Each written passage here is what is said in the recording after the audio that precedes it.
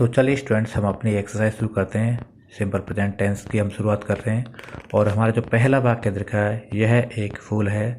ये हमारे एक अफर्मेटिव टाइप का सेंटेंस है और अफर्मेटिव सेंटेंस उन सेंटेंसों को कहा जाता है जिनमें ना तो कोई प्रश्न पूछा जाता है और ना ही कोई नकारात्मक शब्द जैसे कि नहीं, ना या बत होता है।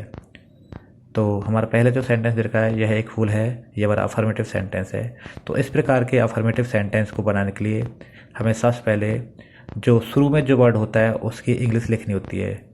हमने अभी स्टार्टिंग में देखा था यह की जो वर्ड मीनिंग होती है वो दिस होती है और उसके बाद स्टूडेंट्स हमें बस जो लास्ट से वर्ड होते हैं उनको इस प्रकार से यूँ लिखते चले जाना है। तो हमने यहाँ पे यह कि पहला वर्ड लिख दिया, उसके बाद हमें क्या करना है, जो अंतिम वर्ड दे रखा है उसको लिखना है।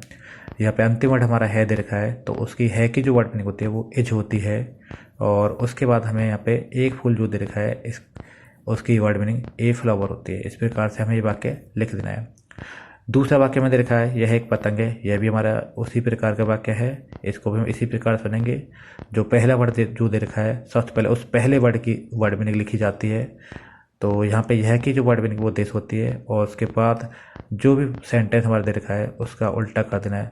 उसके बाद हमारा अंतिम वर्ड यहाँ पे है दे रखा है तो एज आ जाएगा और एक पतंग उसके बाद आ रहा है तो एक आइट यहाँ पे लिख दिया जाएगा। अगला वाक्य हमारा है मैं एक किसान हूँ। यहाँ पे मैं वर्ड हमारा पहला वर्ड है तो सबसे पहले पहले वर्ड की वर्ड मीनिंग लिखेंगे। मैं की वर्ड मीनिंग हमारी आई होती है। उसके बाद हमारा यहाँ पे फिर से वही लास्ट वाला वर्ड आएगा, उसका उल्टा कर दें। लास्ट में हमारे यहाँ पे हूँ दे रखा है और हूँ की जो वर्ड मीनिंग होती है वो हमारी एम होती है। स्टूडेंट्स, हम यहाँ पे इन वाक्यों को वर्ड मीनिंग के आधार पर कर रहे हैं, ना कि इनकी हेल्पिंग वर्ब के आधार पर, क्योंकि हमने यहाँ पे यह सीख रखा है कि है की जो वर्ड मीनिंग वो है होती एज होती है और है की वर्ड मीनिंग वो आर होती है और हूँ की वर्ड मीनिंग हमारी एम होती है। उसी वर्ड मीनिंग के आधार पर हम इन वाक्यों को कर रहे हैं। तो अब यहाँ पे मैं के लिए हमने आई का प्रयोग कर दिया, हूँ के लिए हमने एम कर दिया और एक किसान के लिए हमने ए फार्मर का प्रयोग कर दिया। अगला हमारा वाक्य दिखा है हमारा मैं एक अभियंता हूँ। मैं के लिए हम आई का प्रयोग करेंगे। पहला वर्ड है हमारा आई है तो लास्ट का वर्ड हमारा हूँ दे रखा है, उसके लिए हम एम का प्रयोग करेंगे और एक अभियंता के लिए हम एन इंजीनियर का प्रयोग करेंगे।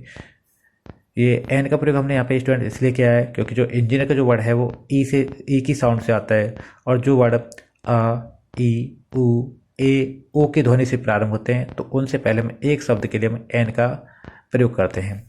अगला हमारा वाक्य दे रखा है तुम एक अध्यापक हो। तो हमारे यहाँ पे पहला जो वर्ड दे रखा है वो तुम है और पहले वर्ड के तुम के लिए जो हमारी वर्ड मीनिंग होती है वो यू होती है और यहाँ पे अंतिम वर्ड हमारा हो दे रखा है तो हो या फिर हैं के लिए हमें आर का प्रयोग करना है। तो यहाँ पे हमने आर का प्रयोग किया। उसके बाद हमारा अगला जो वर्ड आ रहा है वो एक अध्यापक है और इसकी जो अंग्रेजी होती है यानी वर्ड मीनिंग जो होती है वो हमारी ए फार्मर होती है। हमारा अगला वाक्य लिखा है तुम एक जादूगर हो। तो हमारा पहला वर्ड तुम है तो इसके लिए हम यू का प्रयोग करेंगे और अंतिम वर्ड हमारा हो है तो उसके लिए हम आर का प्रयोग करेंगे और एक जादूगर के लिए हम ए मैजिशियन का प्रयोग करेंगे। तो स्टूडेंट्स, हमने यहाँ पे अफर्मेटिव सेंटेंस को सीख लिया है। आशा करता हूँ आपकी समझ में ठीक प्रकार से आ गया होगा।